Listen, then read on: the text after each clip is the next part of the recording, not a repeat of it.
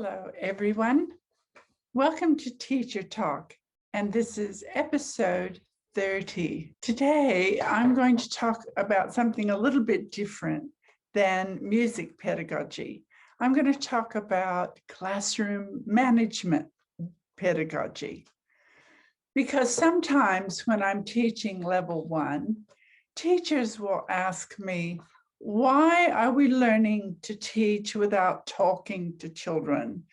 Don't we need to rely on detailed instructions so that children know what to do? Why do you rely on gestures? Well, there are many reasons why Orff teachers rely on training children to understand gestures rather than continually having detailed instructions. One of the reasons, of course, is when teachers talk too much, or even at all sometimes, children switch off and they're mentally somewhere else. Now, in our kind of work, we need children to be totally engaged. So if we don't talk, children have to watch and they have to take personal responsibility for their learning because they have to use their brain to figure out what is going on. And they can either figure it out or they can watch the other children. So they develop some strategies and they become quite good at figuring out what it is you want. And children do that all the time with parents even. Orff teachers see the classroom as a learning area, not just music, but learning to take responsibility and learning to problem solve. Those are good strategies for children to learn. So Orff teachers basically see themselves as teaching children how to fish, not providing them with the fish. Teaching children to follow gestures rather than relying on talking results in better lesson flow, a more musical experience, a more artistic experience, and more engagement from the children because they don't have time to drift off mentally or physically or both. Without talking, you can get a much better result. I'd like to have us all look at 3 small snippets of a 5th grade music class by Janet Howells. Janet, thank you very much for letting us use your 5th grade class. I like these clips because Janet does some things that fit in with the research on classroom management. Back in the 70s, there was a researcher by the name of Jacob KOUNIN, and he did a research study on preventive discipline. And what he did was he went into lots and lots of classrooms that had good teachers, and he worked out what they did that was good, that helped children get engaged and be a part of the lesson and learn, and also what teachers did that hampered the learning. And he came up with some good ideas. So he calls this preventive discipline. All right. One thing is, he said teaching and discipline, part of the same thing. You can't have teaching unless you have classroom discipline. And I think we've all been in classrooms where there wasn't discipline and you'd be hard pressed to tell anybody what you learned. He said, interested, stimulated, and active learners reduce the risk of disruptive behavior. Hello, when children are involved and they're interested and they want to do it, they're not going to cause problems. If the teacher plans and coordinates activities that in the lesson that children are enjoying, again, less likely to be a disruption in the class.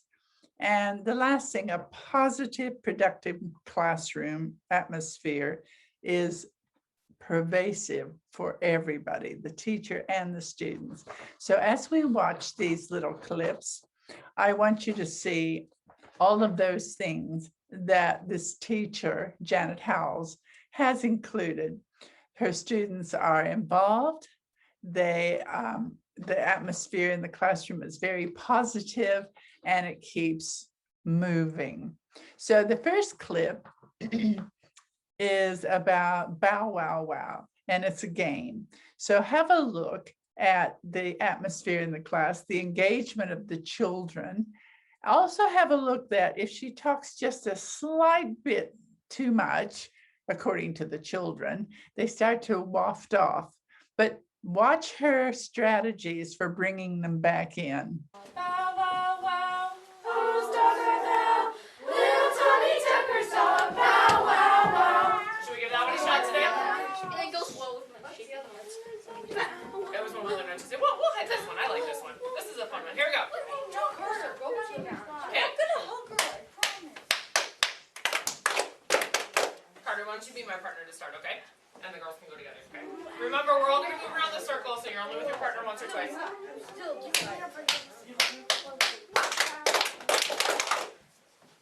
Thank you for your attention. That was much better the second time. Okay, let's review motions in place one time. Okay, because it's been a week or two since we've done this one. So 1, 2, ready, go. Bow, wow, wow, whose dog art thou?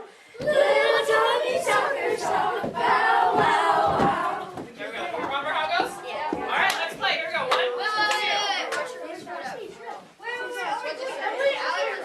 And scene. Okay, everybody turn in and face the partner. So Carter and I are going to face like this. Yep, Leah and Haley. Boom. Anna, you need to turn the other way and be with auto race. Adrian, you need to turn the other way and start with Courtney. Thank you. Good job, boys. Good job, boys. Good job, boys. Good job, boys. Okay, then you know what? I'll step out and Alex can start with Carter. So there's an even number of you guys. You guys go together. Okay, and then you guys go together. Okay? Here we go. 1, 2, ready, go. Bow, wow, wow, whose dog art thou? Little Tommy Tucker's dog, bow, wow, wow. Bow, wow. Aren't they having a good time? In this next clip, all the children are working out their own patterns and they're totally engaged. They're working very hard and the atmosphere in the classroom is very jovial and everyone's excited and it's very noisy. Watch what her signal is for getting them all to stop what they're doing, stop talking, and be absolutely quiet. Watch her signals for gaining attention.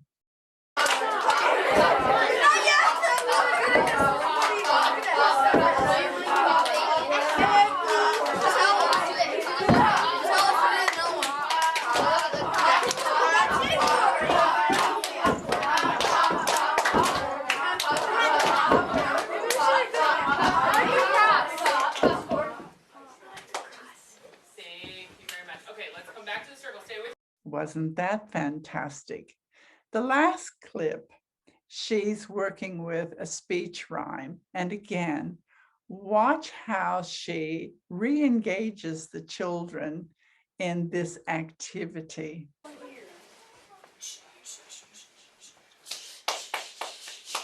on Tuesday, we started working with our Pop Pop Popcorn poem. So let's take a second. We're going to just do words once. Get that back in our heads. How would we like to keep a beat? Pop, pop, pop. Carter teacher, thank you for raising your hands. You want to clap this time? Okay, so here we go. Here's our beat. Echo after me. Pop, pop, popcorn, popping in the pot. Pop, pop, popcorn, popping in the pot. Pop, pop, popcorn, eat it while it's hot. Pop, pop, popcorn, eat it while it's hot. Pop, pop, popcorn, butter on the top. Pop, pop, pop, popcorn, butter on the top. When I eat popcorn, I can't stop.